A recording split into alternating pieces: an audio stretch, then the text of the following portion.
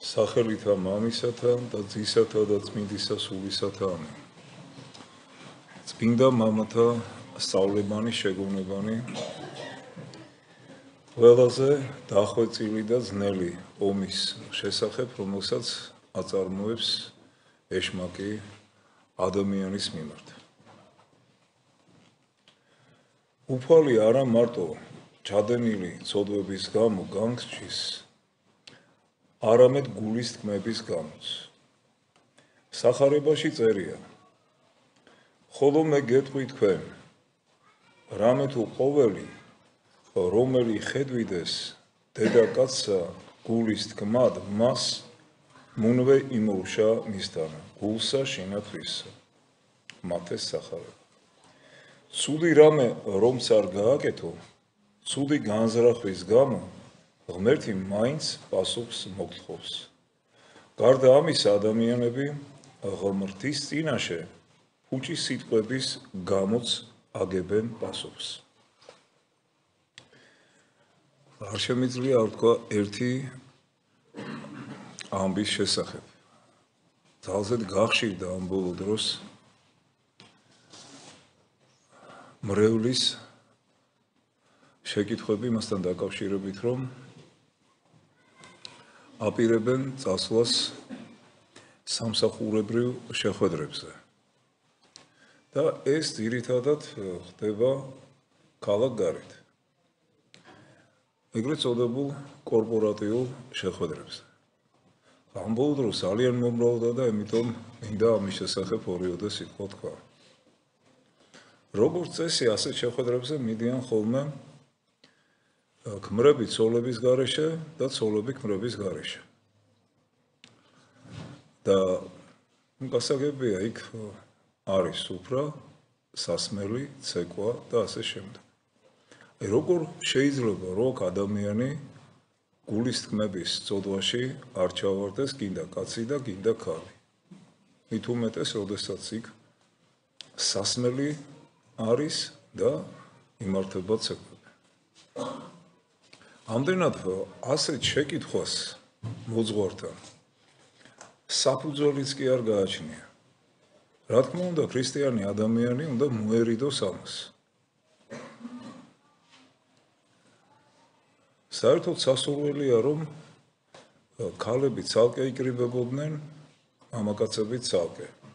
თუ რა თქმა უნდა, ძალიან ახლობლები და ნათესაობები არ არიან.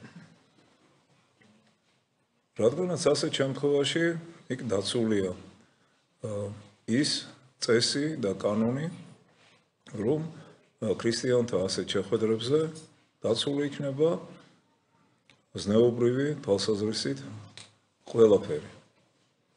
და მართლაც იქნება მეგობრული შეხვედრები, სხვადასხვა საჭირბოროტო საკითხებზე საუბარი და ასე შემდეგ. ეს მისაღებია და ნორმალური, ბუნებრივი. მაგრამ იქ, სადაც ახლა გესმის შენ, რომ მიდიხარ უცხო გარემოში, თუნდაც ახლა 1 წელი და 2 წელი მუშაობდეთ ერთად ან მეტი, მაინც უცხო ადამიანია ის შენთვის, თუმეტეს ქალისთვის კაცი და კაცისთვის ქალი.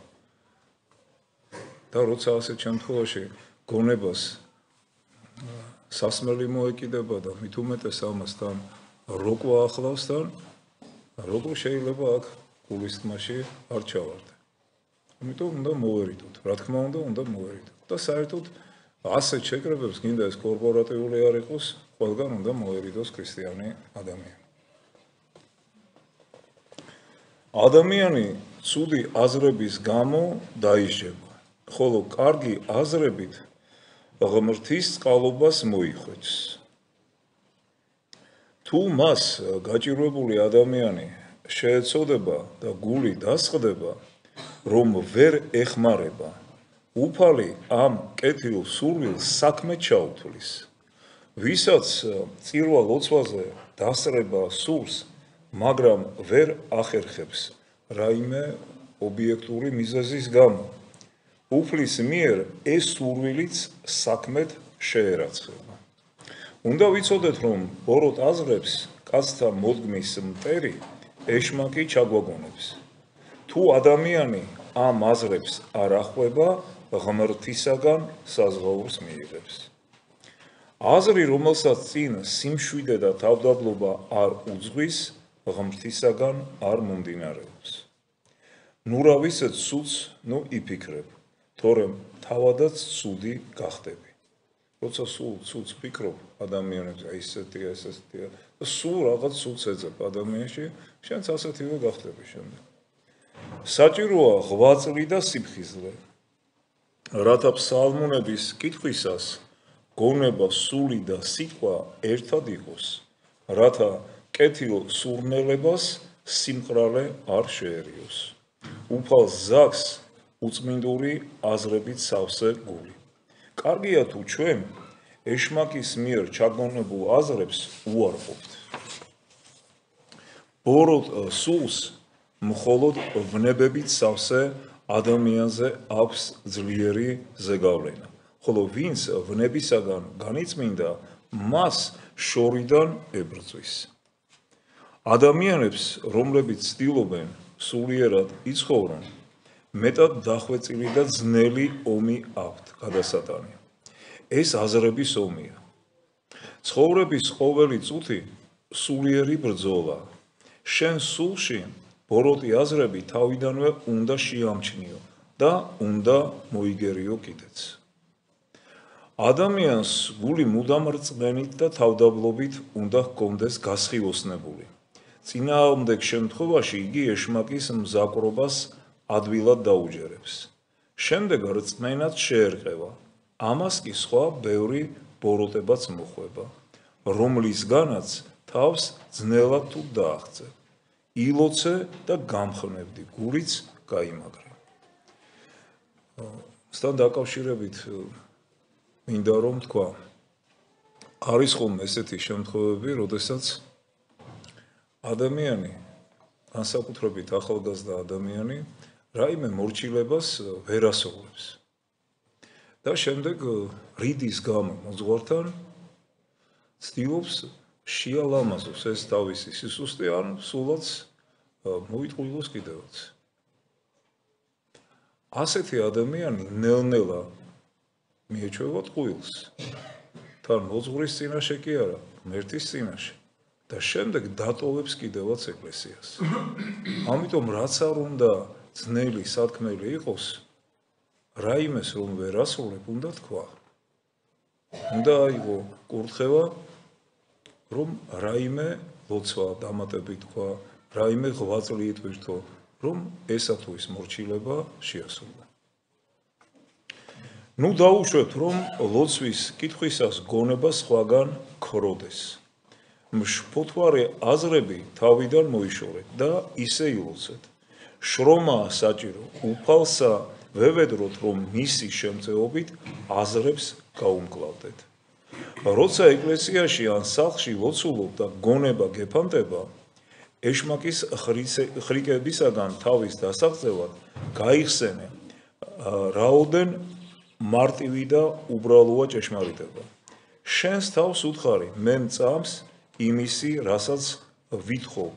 ღმერთს უბრალო გულით შეევედრე და შენი ჩემი მტრის მზაკრობა, სისაძაღლეები, გმობის აზრები და ფუჭი ოცნებები სულაც არ მჭირდება. არსებობს ორი აზრი, რომელსაც მუდმივად უნდა უფრთხოდე. ერთი გეუბნება, რომ წმინდანი ხარ, მეორე ჩაგძახის, რომ ვერ ცხონდები. ეს ორივე აზრი ეშმაკისაგანაა. არც ერთში ჭეშმარიტება არ არის. აზრების გარეშე ვერ იცხოვრებ. როგორც რთების ქვეშ გამთბარი კვერცხიდან ცოცხალი არსება იჩეკება, ასევე სულიერი მოძღვრისაგან დაფარული აზრები საქმედ იქცევა. შენს თავში, შენს სოდვებში ქექვას ძალიანაც ნუ დაიწყებ. შეიძლება საღვთო საქმეები დაგავიწყდეს და ეშმაკმა თავგზა აგიბნიოს. სახარებაში წერია, რომ საკუთარი თავი უნდა უარყოთ. შენს თავს ზედმეტად ნუ ელოლიავები, სხვა ნუ დაგავიწყდება. აზრები იესოს ლოცვით განდევნე. როცა თავს მოგაბეზრებს, შენ შეეცადე, რომ იესოს ლოცვებით განაგდო შენგან ცუდი აზრები. ცუდი აზრები თავიდან ამოიგდე. ეშმაკს, როგორც სულს, მარტივ არსებას შეუძლია უცბად მზაკრული გმობის აზრებით, მოუთმენლობით, გაღიზიანებით, გულის წყრომით დაგესლოს ადამიანის სული. ვნებები გაღვივებით, თავისი ცხოვრებით, ცოდვის ნაპერწკალის სულში ჯოჯოხეთულ ცეცხლად უქციოს. აუცილებელია, რომ სიმტკიცე გამოიჩინო, ძალა მოიკრიბო. სიცრუე, ბოღმა და ჯავრი თავიდანვე უკუაგდო. ამისათვის კი ყურადღება არ უნდა მოადუნო. შენ სულს თვალი უნდა ადევნო. ცუდი აზრებისაგან ბევრი ადამიანი იტანჯება. ამ აზრებით ეშმაკი ჩვენზე ზემოქმედებას ცდილობს. ისინი სამი სახისაა: რუშული, უწმინდური აზრები, აზრები, რომელიც ურწმუნოებისაკენ უბიძგებს ადამიანს და ყველაზე საშინელი გმობის აზრები, როცა ადამიანი ღმერთს, ღვთისმშობელს, წმინდანებს, ხატებს, წმინდა საიდუმლოებებს და ყოველგვარ სიწმინდეს გმობს. ცუდი აზრი ცოდვა იმ შემთხვევაში არ არის, თუ ადამიანი მას მოიძულებს და ზიზღით განაგდებს, მაგრამ თუ ხალისიანად მიიღებს, მაშინ სასიკვდილოდ შესწოდავს. ისიც სოდავს, ვისაც ეს აზრები თავისი საკუთარი გონია. ეს აზრები ეშმაკისგანაა და ჩვენ არ უნდა მიგვაჩნდეს ჩვენად. როცა ადამიანი გმობის აზრებს განაგდებს, იგი ამ აზრების გამო დამნაშავე კი აღარ არის, არამედ პირიქით ღმრთისაგან უფრო მეტ საზღაურს იხვეჭს. ზოგჯერ ისეც ხდება, რომ ადამიანი თითქოს რაღაცით არის გართული. თავში ათასნაირი აზრებს უშვებს, მაგრამ შემდეგ გონს მოეგება და ამ ფიქრებს თავიდან იშორებს. ასე დროს მაინც უნდა მოვინანიოთ. უფალს შენდობა ვთხოვ და ისიც გვაპატიებს. სულიერ მოძღვარს ჩვენი აზრები უნდა გავანდოთ. თუმცა გმობის აზრების დაწვრილებით გადმოცემა საჭირო არ არის. თუ შეძორწუნდები ამ აზრებით, ეშმაკი უფრო მეც ჩაგინერგავს. თუ ყურადღებას არ მიაქცევ, შერცხვენილი გაგშორდება. ამგვარ აზრებთან ჭიდილი არ ღირს. ამ დროს უბრალოდ იესოს ლოცვა უნდა ვთქვათ. ეშმაკი ლოცვითა და მარხვით განიდევნება. ადამიანს გმობის აზრები განსაკუთრებით ლოცვის დროს და სხვა კეთილი საქმეების კეთებისას ეძალება. ვინც საკუთარი სული საცხოვნებლად არ ზრუნავს, მას ეს აზრებიც არ აწუხებს. ანუ ვის ხელშიც არის უკვე ჩავარდნილი ეშმაკისაგან უკვე შეპყრობილია ადამიანი, ასეთ ადამიანს ეშმაკი უკვე აღარ აწუხებს. ის მის ხელთ არის და როგორც უნდა ისე მართავს და ისე ატარებს. ხოლო როდესაც ადამიანი ცდილობს რომ დაუსხლტეს ეშმაკს, თუნდაც აი ამ ბრძოლით აზრებთან გონებრივ ბრძოლაშია ჩართული, მას რა თქმა უნდა ეს ბრძოლები უფრო და უფრო ექნება. მაგრამ როცა იმარჯვებ ამ აზრებზე, აი მაშინ ხარ შენ უკვე ჯილდოს ღირსი და უბრძოლად არაფერი არ მოიპოვება და მით უფრო ადამიანს თუ სულის გადარჩენა და ცხონება ბრძოლის გარეშე ეს არ ხდება. წმინდა ნიფონტი ურწმუნო აზრებს რამდენიმე წლის მანძილზე ებრძოდა. ამის გამო მან ღმრთისაგან გვირგვინი მიიღო. თუ გმობის აზრები გაწუხებს, სულიერ მოძღვარს უნდა მიმართო. აი არის ესეთი გონებრივი აზრები, საქმით არ ჩადიხარ, მაგრამ სულ გაწუხებს, გებრძვის ეს აზრები. აი მარტო ამის სათქმელად რომ მიხვიდე მოძღვართან, რომ აი გონებრივი ასეთი ცოდვები გაწუხებს. ესეც აუცილებელია. და დაინახავ, რომ რაც უფრო ხშირად ინანიებ გონებრივ ცოდვებს, მით უფრო და უფრო მეტად ძალა ეკარგება ასეთ მოძალებას ეშმაკისაგან გონებრივი ცოდვებისა. აი ასე ეძახიან აზრთა გამხელა. განსაკუთრებით ეს მონასტრებშია, მაგრამ აქ ერშიდაც შეიძლება თითქმის სულ ერთად ვართ ჩვენ და შეიძლება 2-3 წუთით ახსარება ისეთი არ კონდეს მრავალსიტყვიანი სათქმელი, მაგრამ მიხვიდე მოძღვართან და უთხრა, რომ აი გონებაში ეს ცოდვები მაწუხებს. ამასაც დიდი მნიშვნელობა აქვს. თუნდაც აი 1 წუთით, 2 წუთით აზრთა განდობა ქვია ამას და მხილება გონებრივი წოდებისა. როცა ბოროტი აზრები და სურვილები მძლავრობს შენზე და სულიერი ძალები გისუსტდება, დაფიქრდი, შენ ხომ არ ხარ ამაში დამნაშავე. შენ ხომ არ შეუწყე ხელი საკუთარ უზდურებას, ხომ არ შეასუსტე ლოცვა და ღმერთზე ფიქრი. ამ ქმედითი საშუალებებით შეეცადე დაამარცხო ცოდვა, დაიბრუნო ღვთის ხშიში და ღვთის მაამებლობის სიტკბო. თუ შენი აზრები სიმშვიდეს გირღვევს, თავდაბლობით მოითმინე. თუ შენს გულს სხვადასხვა ვნების, მრუშობის, სიბილწის, მზაკრობის, გმობის, შურის, სიძუნწის, ნაყროვანების, ანგარების აზრები შეეხება, მაშინ უთხარი საკუთარ თავს, მტკიცე გადაწყვეტილებით, რომ ეს ეშმაკის მანქანებაა, აზრებიც უმალვე გაქრება.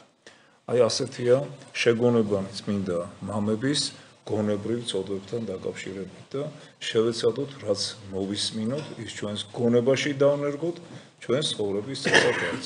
ერთმა დაგლოცოთ და გაგვიყვანოთ.